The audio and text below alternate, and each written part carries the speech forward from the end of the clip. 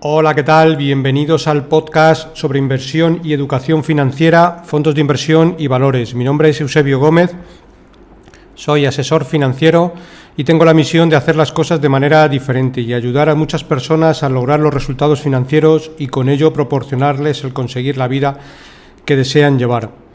Si deseas que revise y te proponga una cartera de fondos, lo haré encantado. Si me envías cómo tienes estructurada tu cartera en el momento actual, te puedo mandar una propuesta de inversión personalizada. Para ello, como siempre, os dejo mi email, que es eusgomez@gmail.com. Además, solo por enviarme cómo tienes tu cartera actual y pasarte mi propuesta, te enviaré a tu domicilio un regalo publicitario. Bueno, como siempre, empezamos por la responsabilidad y el aviso legal. La actual presentación tiene un carácter informativo y divulgativo. No supone bajo ningún término ninguna recomendación de compra o de venta de ninguno de los fondos o acciones mencionados en esta presentación. La publicación de este vídeo es a título personal. Bueno, a su vez, también os recuerdo el próximo webinar que vamos a hacer el día 11 de noviembre a las 6 de la tarde y está enfocado para deportistas profesionales. Contaremos con la presencia de Monchi, director deportivo del Sevilla, y haremos un debate moderado por él, en el cual pues haremos mención a todos los productos y herramientas para este colectivo de profesionales. Si pertenecéis a este colectivo o conocéis a alguna persona que pudiera interesarle, me hacéis llegar un email y le enviaré el link para que se pueda conectar y verlo. Bueno, hoy voy a hablar y voy a traer una cartera de fondos que le vamos a denominar fondos de cartera dinámica. En esta cartera el objetivo es priorizar la rentabilidad de la inversión. Hasta ahora he realizado 2 podcasts con simulaciones de cartera, uno para una cartera muy conservadora y otro para una cartera moderada. Aquí ya vamos a subir un poquito el nivel de riesgo. Bueno, me queda hacer uno más, que le haré un poquito más adelante, para una cartera agresiva, que ahí todavía subiremos más el riesgo, para que cada inversor pueda enfocarse en su perfil de riesgo adecuado. Como decía, en estos 2 podcasts anteriores, el objetivo principal era la preservación de capital, con una baja volatilidad. En este ya subimos el nivel de riesgo y el objetivo de rentabilidad a largo plazo, que lo vamos a proyectar en un 6% de rentabilidad con un 6% también de volatilidad. Para que os hagáis una idea, el mercado de renta variable en general tiene una volatilidad del 15%. ¿De acuerdo? O sea que vamos a tener mucho menos de la mitad de volatilidad, con un objetivo del 6% de rentabilidad. Digamos que para dormir un poco más tranquilo que si tenemos toda nuestra inversión en renta variable. Bueno, si vamos a una tabla de interés compuesto, como siempre, la simulación la hacemos con 100.000 euros, por poner una cantidad redonda. Se puede hacer con 10.000, con 1 millón, en fin. Pero siempre, pues pongo 100.000, una cantidad redonda. Aquí es simplemente aplicar ceros o quitar ceros. Bueno, si vemos, por ejemplo, qué pasa en una tabla de interés compuesto a largo plazo con 100.000 euros al 6%, vemos que en el transcurso de 10 años nuestra inversión se convierte en 190.000, prácticamente 200.000 euros. Pero lo que es más importante, si nuestra inversión se va a 20 años, es decir, al 2040, nuestra inversión son de 340.000 euros, es decir, multiplicamos por 3 la inversión. Al final, este tipo de inversiones hay que verlas no a 6 meses ni a 10 meses, sino pues más a 10 años o a 20 años. Y si vamos a 30 años, ya vemos lo que pasa cuando invertimos a interés compuesto, incluso al 6%. Bueno, cuando haga la de la cartera agresiva, el interés compuesto funciona fenomenal y a largo plazo pues es una auténtica pasada. Si vemos a 30 años, nuestra inversión de 100.000 euros al 6% es una cantidad, digamos, bastante asequible de conseguir, se nos convierten en 600.000 euros, es decir, multiplicamos por 6 nuestra inversión. ¿De acuerdo? Bueno, pues sin más dilación voy a hablar de la cartera. Lo que he hecho en esta cartera, en primer lugar, vamos a hablar de activos y hemos hecho 3 tipos de activos. Uno que es renta variable, otro que es renta fija y otro que es oro. ¿De acuerdo? Para conseguir este 6% de rentabilidad con el 6% de volatilidad, de principio, aunque siempre esta cartera, luego la iremos modelando en función de cómo se vayan comportando los mercados, es decir, nunca será algo estático, sino que cuando los mercados suban mucho, probablemente nuestra exposición a renta variable la rebalancearemos y tendremos menos exposición. Cuando los mercados corrijan mucho, pues nuestra exposición del 50% la tocaremos y la aumentaremos un poquito, ¿vale? Bueno, pues de primeras tenemos 50% en renta variable, un 40% en renta fija y un 10% en oro. Luego iremos viendo los diferentes activos. ¿Por qué pongo un 10% en oro? Porque muchas veces el oro, muchas veces no, la mayoría de las veces se comporta con un muy buen colchón cuando vienen caídas de mercados importantes y estabiliza bastante una cartera, a su vez que nos da un extra de rentabilidad, más que si lo tuviéramos en renta fija, pero amortigua mucho más la volatilidad de la cartera. El porcentaje de oro prácticamente lo dejaremos invariable, salvo que haya pues grandes oscilaciones también en el precio del oro, que lo iremos variando. Pero en principio será algo que será más bien estático. ¿De acuerdo? El porcentaje de renta fija y renta variable, como digo, lo iremos rebalanceando en función de los mercados, es decir, no será algo fijo de por vida. Bueno, si vamos a los fondos de inversión que van a componer esta cartera, pues vamos a empezar hablando de los fondos en renta fija. Muchos de ellos son parecidos a los que hemos incluido en la cartera muy conservadora y la moderada, pero como digo, los porcentajes van a variar. En primer lugar, con un 8% de la cartera vamos a poner el Sextant Admiral Bond Picking. Es un fondo de renta fija, también con una filosofía de inversión en valor, pero en bonos de renta fija. Es un buen producto de la gestora Admiral y normalmente se comporta muy, muy bien. Si vamos a la composición de esta cartera, un segundito que la tengo por aquí y vamos a describirla. Este archivito no me le había descargado y le tenía cerrado. Vale, ya lo tengo aquí. Normalmente, pues en las mayores posiciones vemos que tienen una emisión de la empresa Econocom de servicios informáticos en Bélgica con un 5% del patrimonio. Casino TSSDI con un vencimiento 2049, es una compañía de venta de alimentos en Francia con un 5,4% del patrimonio neto. ThyssenKrupp, bueno, la compañía de ascensores, un conglomerado industrial alemán con un 5,1%. Cloecker, una compañía alemana, distribución especializada, también un 5%. Iguala Closures, Euribor más 3,5% de cupón. Contenedores y embalajes, una compañía italiana con un 5% del patrimonio. Normalmente ellos invierten igual que lo hicieran en acciones, pero siempre compran bonos. Bueno, pues con cupones que entienden son interesantes.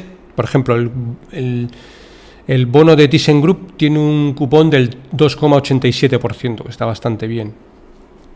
El bono de Cloecker tiene un cupón del 2%, también, como digo, está bastante bien.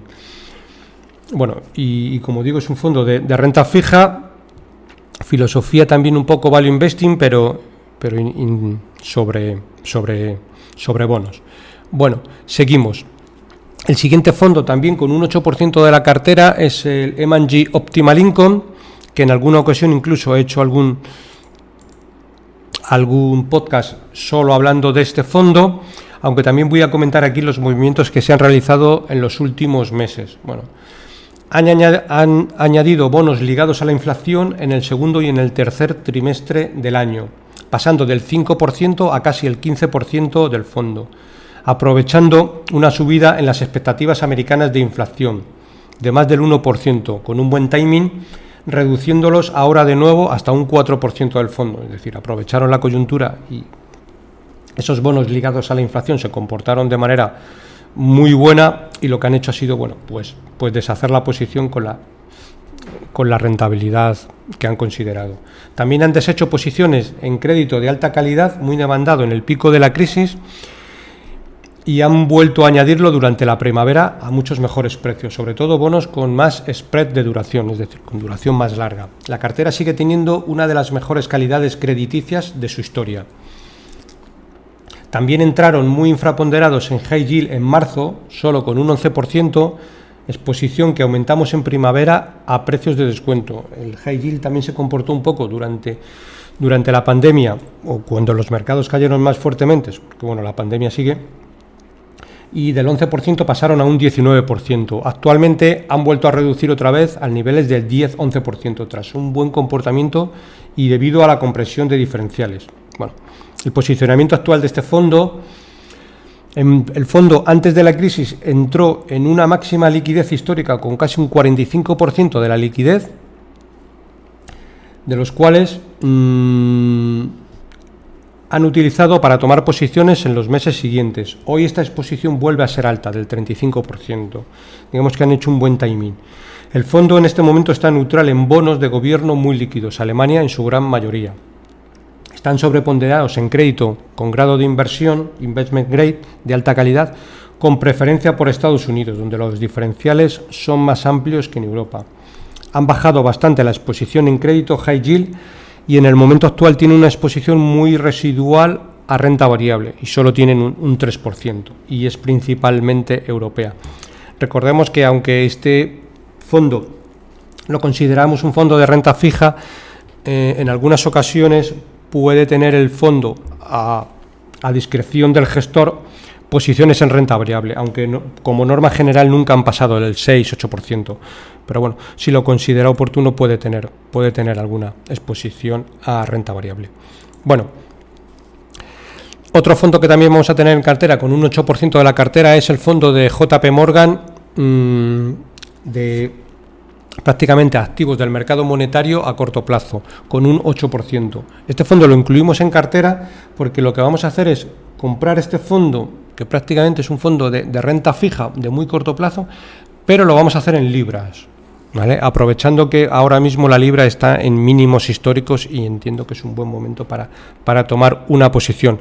Bueno, el mercado de renta fija no da mucho y hay que aprovechar ciertos fondos o ciertos productos para sacarle un poquito más de rentabilidad. Con este fondo lo que pretendemos es, bueno, si la libra se comporta de manera que, como estimamos, pues sacarle una rentabilidad del 5 o 4% cuando la libra se comporte favorablemente.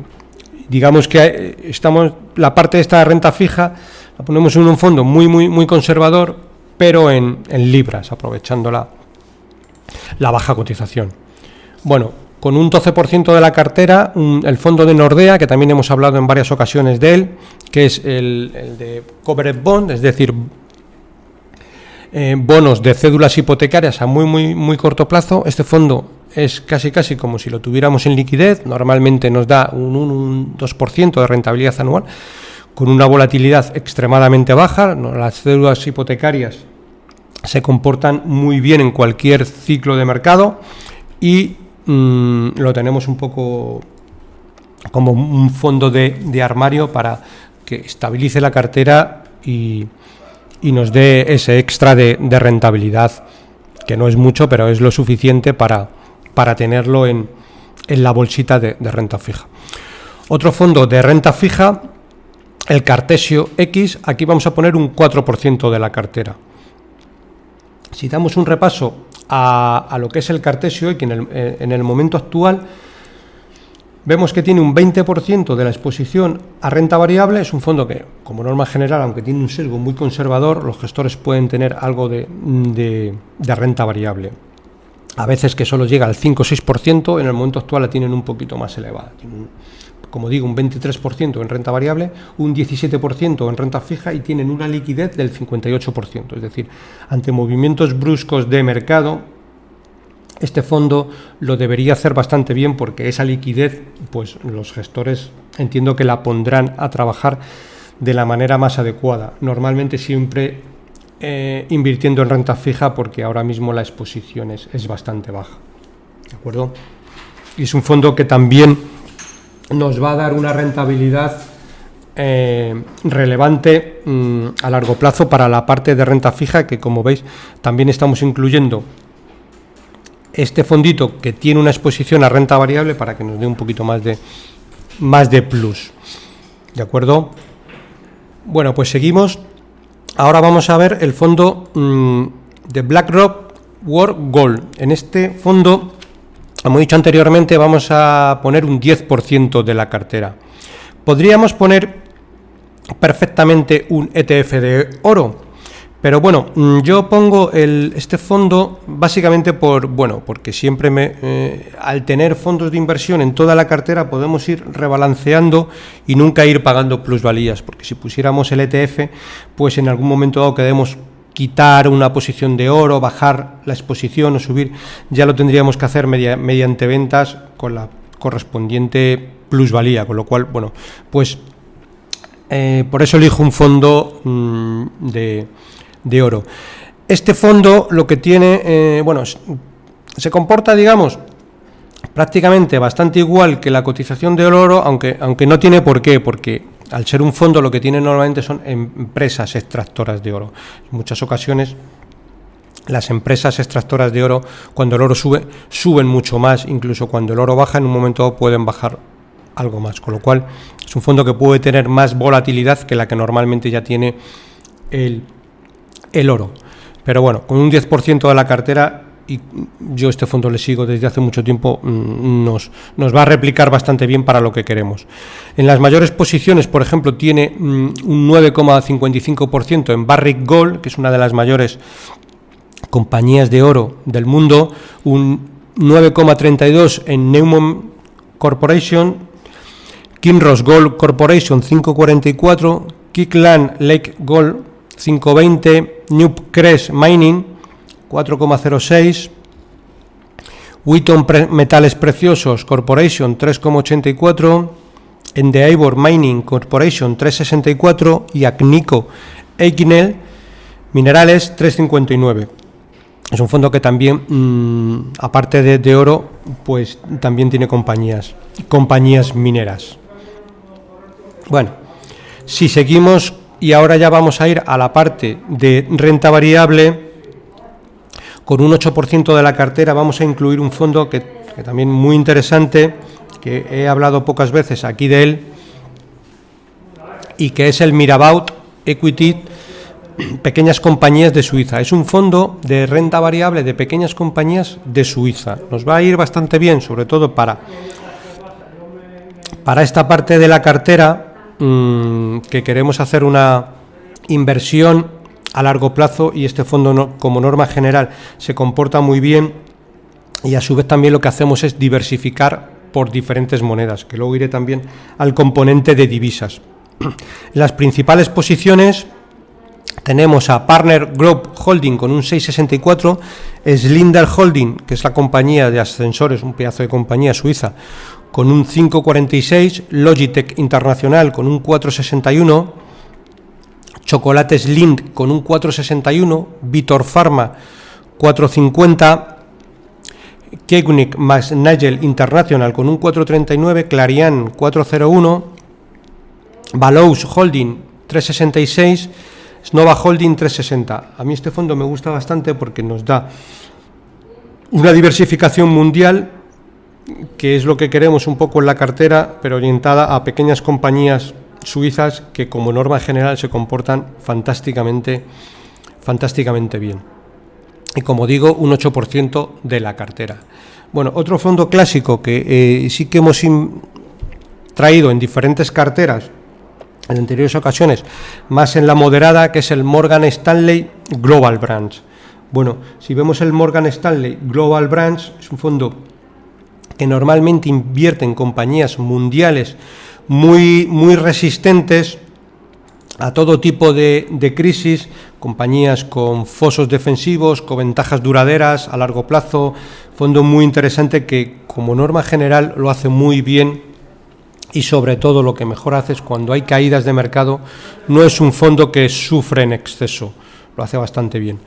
Si vemos las mayores posiciones, tenemos un 8,50 en Microsoft, un 7,64 en Philip Morris, un 5,39 en Visa, un 4,89 en Procter & Gamble, un 4,81 en Accenture, 4,51 en SAP, que es la compañía ya de software europea, Danaher Corporation 4,26, Baxter Internacional 4,24, Laboratorios Abbott con un 3,99, un fondo que da mucha estabilidad a la cartera, aun siendo un fondo de renta variable. Ya lo he comentado en otras ocasiones, pero también lo voy a comentar ahora, en este caso, que es una diapositiva que tiene el Global Brands, muy interesante, en el cual ellos le llaman un día en la vida, es decir, Global Brands, como norma general, invierte en compañías mundiales y muy resistentes a cualquier tipo de crisis. Y lo que hacen es una comparativa en el cual nos dicen, a cualquier hora del día, normalmente hay muchas empresas que están metiendo dinero en el fondo. ¿Por qué? Porque Global Brands tiene, por ejemplo, dentro de la cartera, pues Axe, que es la compañía de desodorantes, L'Oréal o Dove, con lo cual hay mucha gente que a las 7 de la mañana pues se asea para ir al trabajo y utiliza estos productos, con lo cual está metiendo dinero en el fondo. A las 9 de la mañana hay mucha gente que va a trabajar y enciende el ordenador, con lo cual utiliza Microsoft, Office 365 y Windows, una compañía que el fondo tiene en cartera. A la 1, pues los hábitos de consumo de la gente es que comen y utilizan Coca-Cola, Sopas Nor, Magnum, que es helados de Nestlé, y Smart Water, que es otra compañía de agua. A las 7 de la tarde, normalmente la gente pues llega a casa y hace la limpieza, con lo cual utiliza productos, tanto el Bolite como el Vanish como el Harpic, es decir, muchas compañías de consumo que tiene el fondo. Y a las 9:30 de la noche, pues hay mucha gente que ya está en casa tranquilamente y se toma o un helado de Ben Jerry's o se toma un vodka de Sky, un Lipton, un Aperol, es decir, un refresco. Con lo cual, desde las 7 de la mañana hasta las 9:30 de la noche, hay muchas compañías que están metiendo dinero en el fondo, incluso de manera global, es decir, a las 7 de la mañana. Es las 7 de la mañana en Europa, pero no en Asia ni en Estados Unidos, con lo cual se puede decir que en las 24 horas del día hay muchas compañías que están metiendo dinero en el fondo, que es un poco lo que nos interesa.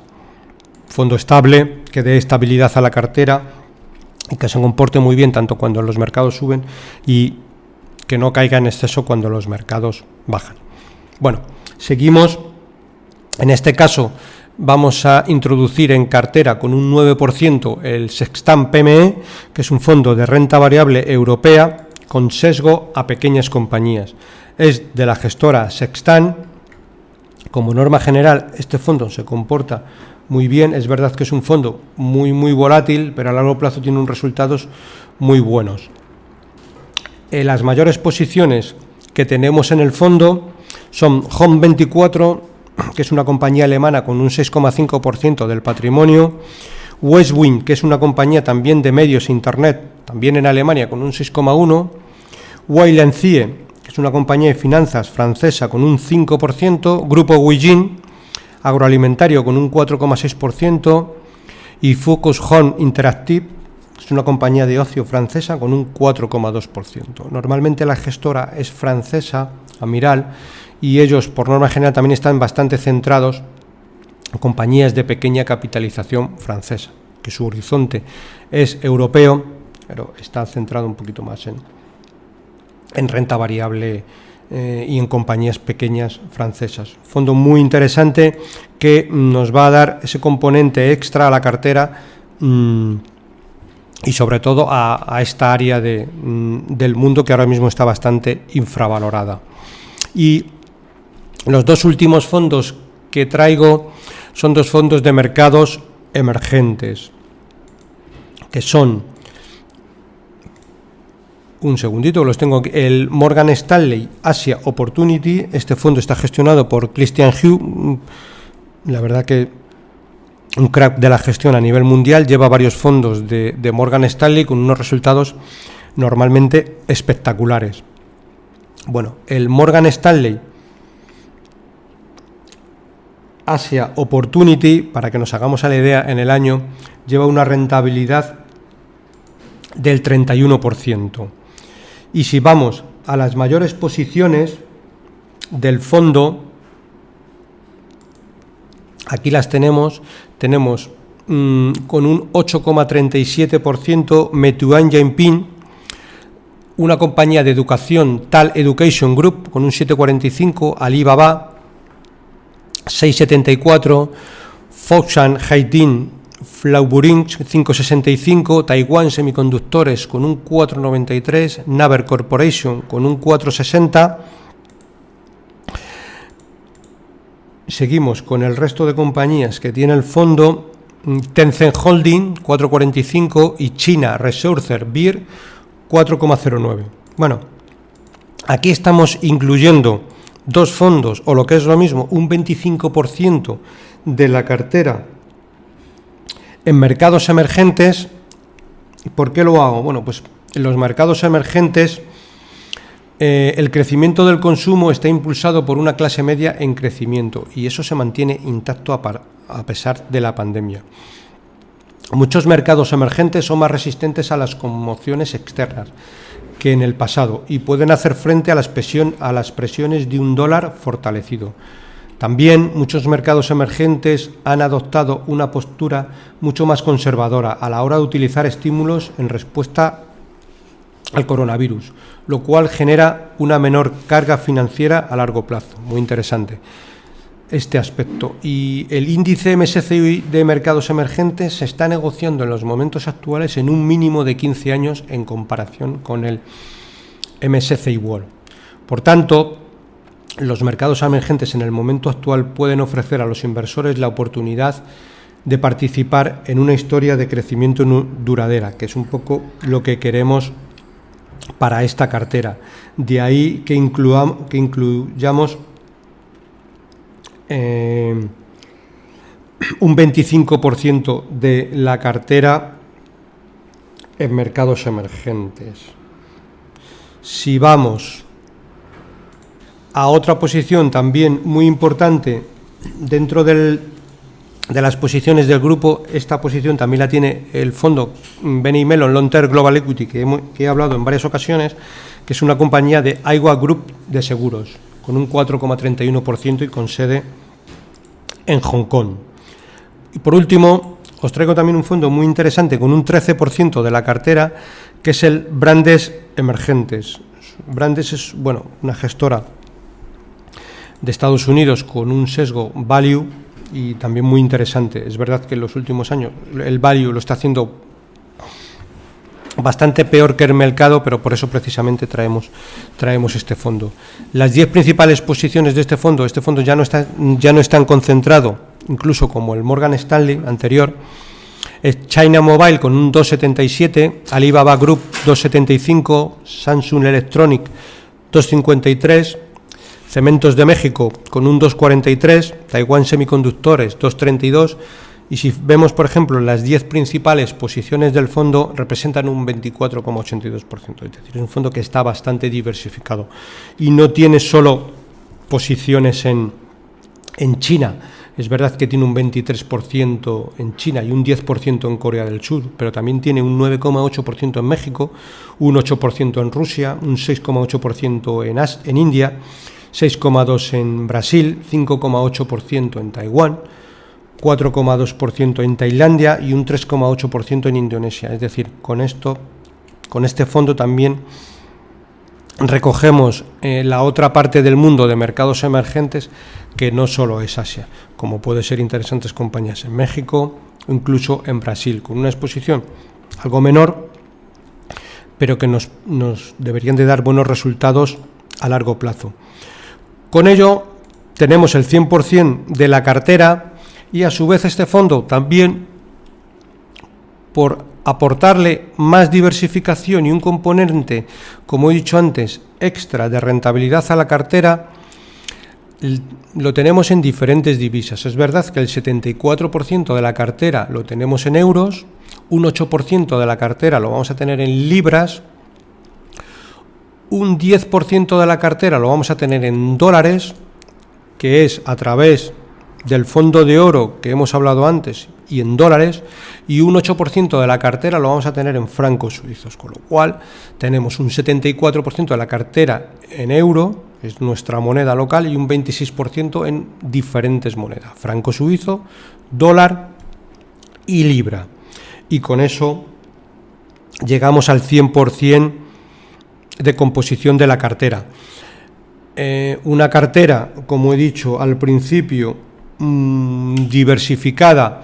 En total vamos a tener 1, 2, 3, 4, 5, 6, 7, 8, 9, 10, 11 fondos. La mayor posición que tendremos será una posición del 13% de la cartera en brands emergentes, con si hablamos de mercados emergentes, si sumamos Asia, con un 25% de la cartera en mercados emergentes.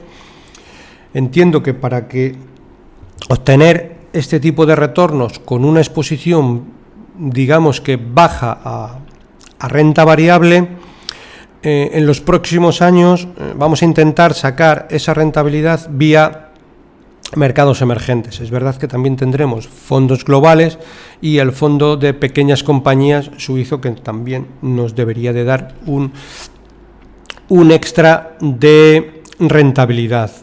Bueno, pues por hoy creo que esto es todo.